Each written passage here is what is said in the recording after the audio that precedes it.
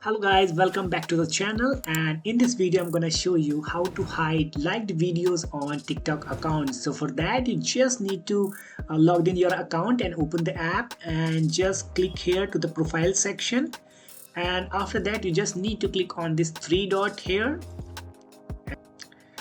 Now you can see the options, settings and privacy. Just click here and it's a privacy option we are going to change. So just click on privacy section and just scroll a bit, and now you can see that option is liked videos. So here's the like video seeing everyone. So if you like any video on TikTok, so everyone can see that video. If you want to change this and hide your liked videos on your TikTok account, so just click here and just set it to the only me. So when you select only me option, that like videos is only can be seen by you only.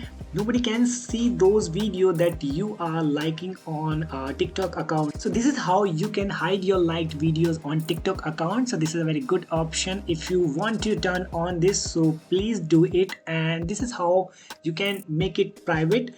If you found this video very helpful, please don't forget to subscribe the channel and press the bell icon. I'll see you in the next video. Till then, bye bye, take care.